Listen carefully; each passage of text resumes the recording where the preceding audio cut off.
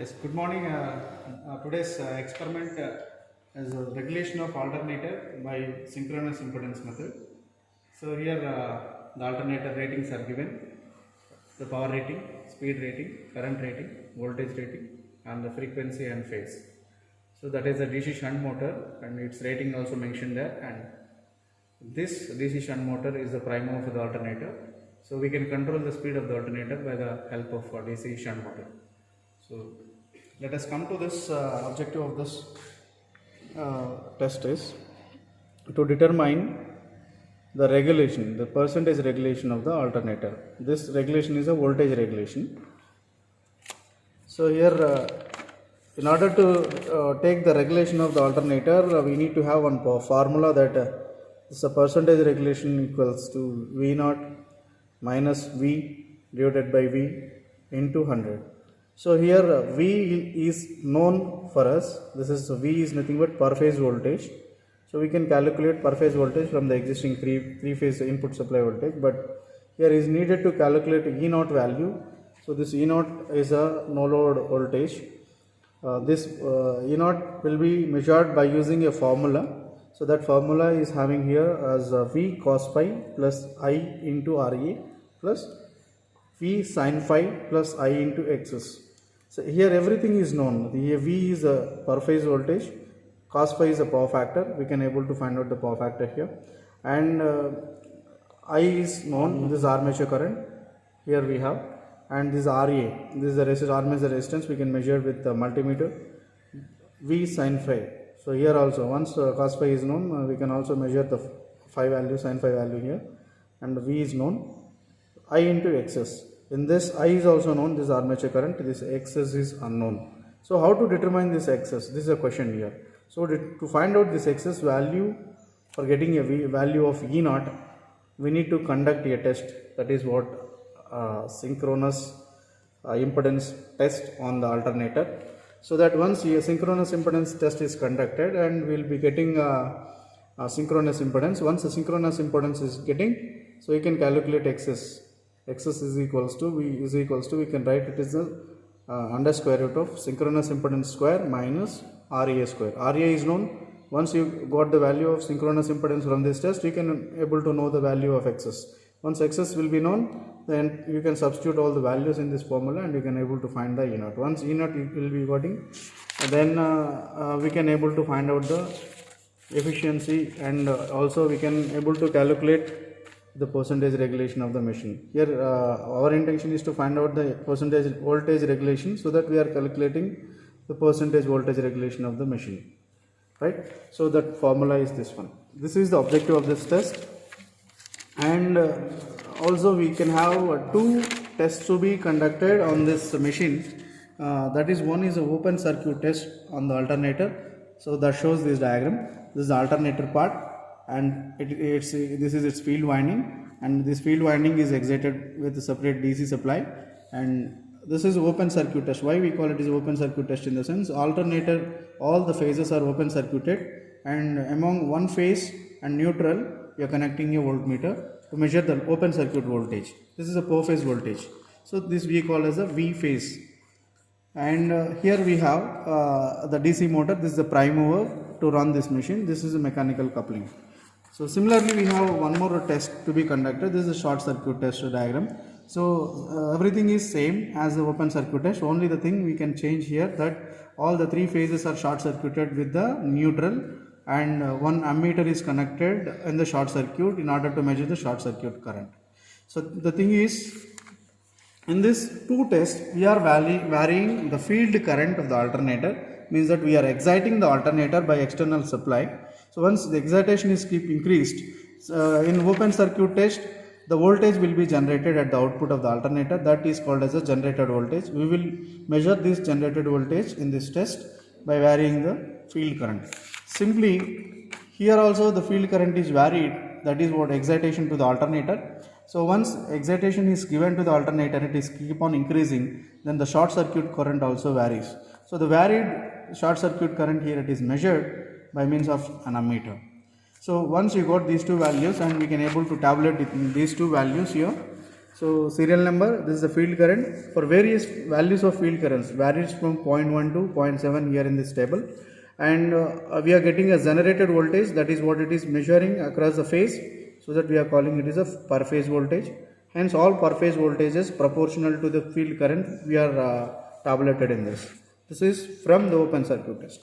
Once the short circuit test is conducted, the short circuit test is done by blocking the rotor with the help of some brake drum. So once you block the rotor, that makes the short circuit for the rotor. During that time, the same values of field current is varied. So we are getting here different values of short circuit current as shown in the previous diagram. Again, we have two more diagrams here. These diagrams used to measure the values of armature resistance. Otherwise, you can able to use a multimeter to calculate the resistance across the armature by keeping in a multimeter. So this is the objective of this test.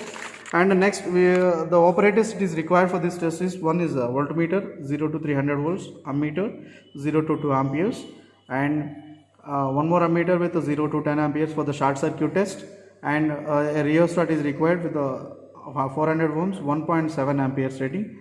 So one tachometer is required to measure the speed of the machine at which it is running. So let us come to the experiment setup here. So this is what it is, an alternator RYB setup.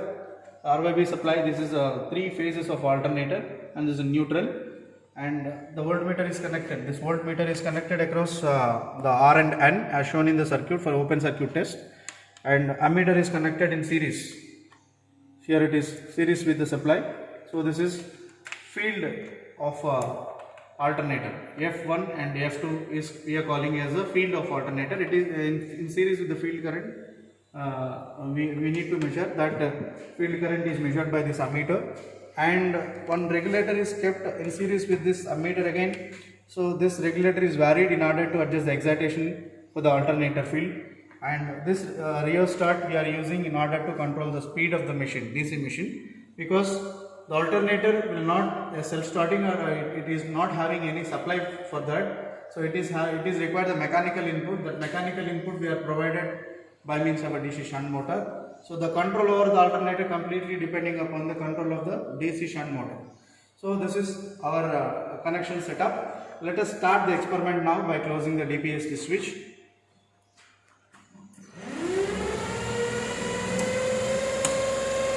Once the machine is started, we need to select the speed of the machine at which it is running. We need to see first.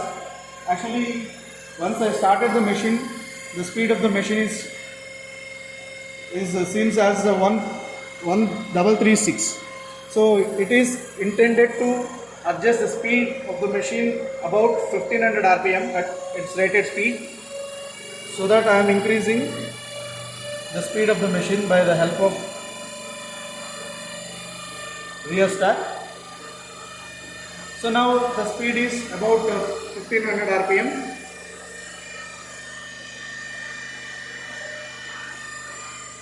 Once the speed reaches 1500 rpm, my turn is to increase the excitation of the alternator. So my intention is to here increase the excitation of the alternator. So it is increased in steps now. So for my actual graph drawing, according to my requirement, I am setting in steps as a 0.1, 0.2, 0.3 like that for the field current. First I am setting 0.1 as my field current. So once you have set 0.1 field current, it is measuring some voltage here. This is about 45 volts it is measuring. So 45 volts multiplied by 2, because it is connected across a 300 range, so that it is 150 scale. You have to multiply it by 2. So 45 into 2 it is becomes 90 volts around we are getting.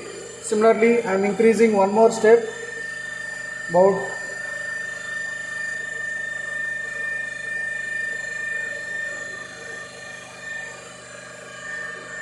0.2. So once it is 0.2, it is 69 volts it is appearing, multiplied by 2.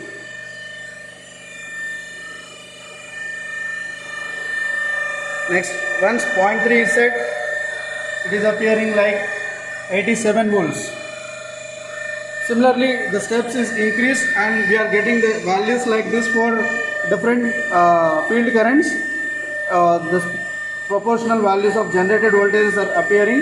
So we are noting all those values for the no load test. Similarly, we are conducting a short circuit test also.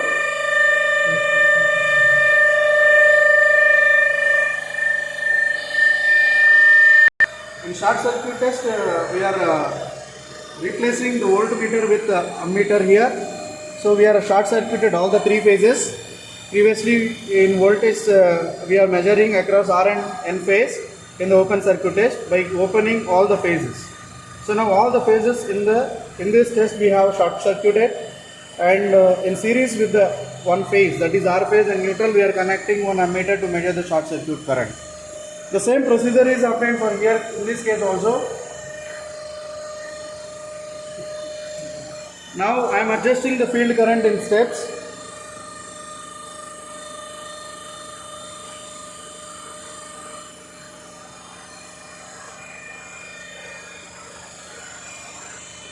So I increase the value of 0.1 here. So once 0.1 is my field current, it is observed that the short circuit current is 2.1 amperes.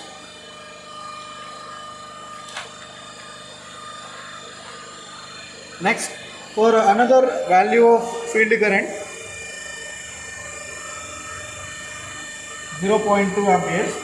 So it is observed here, it is 3.7 amperes as my short circuit current. Means that once the field current is started increasing, then the short circuit current is also towards in the increasing direction.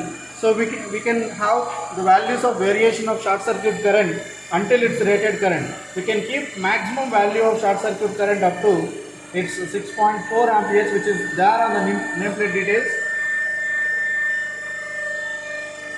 So now finally I have set this 6.4 amperes of current in my short circuit current measurement. Here it is by the ammeter. So proportional value of field current is noted. So all the field currents and the short circuit currents is noted in this table again.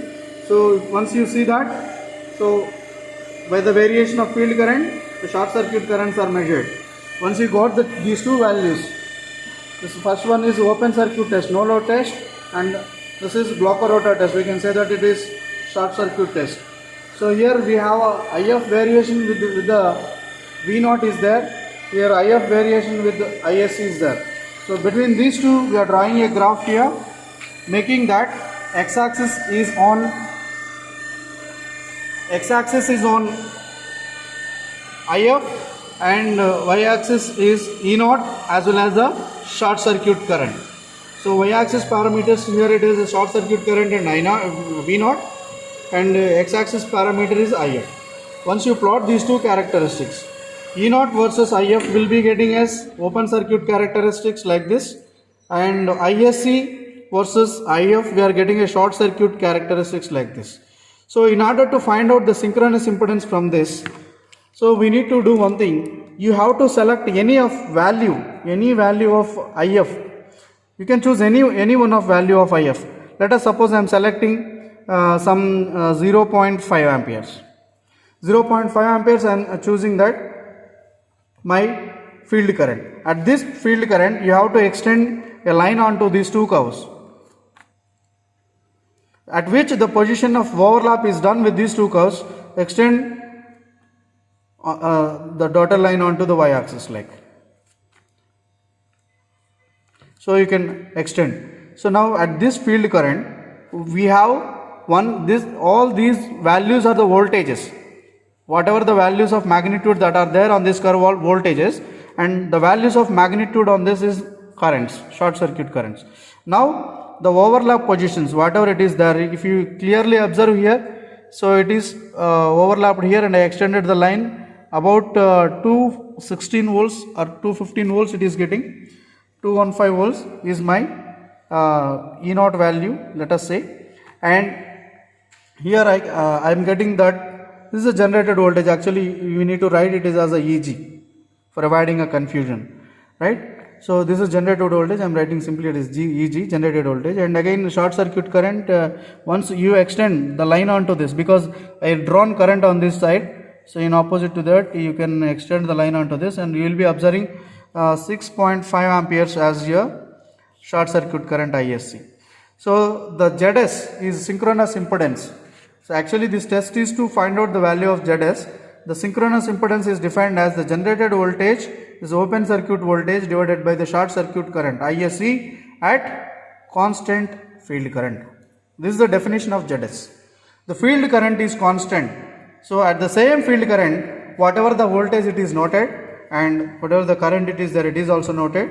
I am dividing these two in order to get the ZS value. ZS equals to, now what happened?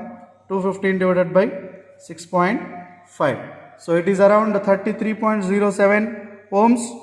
Now we can find out excess from this, because we have one formula that in order to calculate V0 value, V0 is a no load voltage. So we can say that it is, we have one formula that under square root of V phase cos phi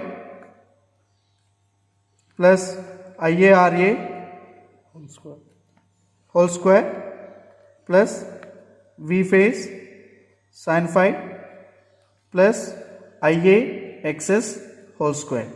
We can able to measure this RA value from this multimeter. IA value is a 6.4 amperes. It's a armature current. We have maximum value of armature current. Per phase voltage, it is a per phase voltage in the sense we can write V phase is equals to, simply we can write it is 3 phase voltage. We are having a 3 phase voltage rating as 415 volts here, divided by root 3, if you can write like this, and we'll be getting it's a 239.9 volts around. So that is nothing but V phase. We can round it off to the 240 volts. Now here cos phi, power factor we need to find out, and excess value should be, now we can write under square root of Z square minus RA square, under square root. This ZS value I got, RA value you can get from the multimeter, excess value will be there, you can substitute that here, you can find out the value of V0. Later, so the percentage of regulation is equals to, we can have percentage of regulation of the machine. So we write that it's a V0 minus V divided by V into 100. So this V is nothing but it's a V phase, this V is also V phase. With the V phase value is there with us, the V0 value we are finding with this formula, this is under square root. So with this formula we are finding, and we can measure the percentage regulation of the machine. So these plots are taken in order to take the value of ZS. The definition of synchronous impedance is nothing but it's a ratio of that generated voltage to the short circuit current at constant field current. So that my field current is not varied, only constant field current I considered, and proportional values of EG and IF I taken to calculate the value of ZS. So this test is saying that it's how to calculate the percentage regulation of the alternator, because the two factors are there to decide the performance of the alternator. First factor is the efficiency of the alternator. Second factor is the percentage regulation. So we must see that the percentage regulation of the alternator as much as low as possible. So but efficiency should be as high as possible. So these two factors are deciding the performance of the alternator. We must calculate the percentage regulation by conducting certain tests like this. So it gives the performance evaluation of the alternator. Thank you for listening.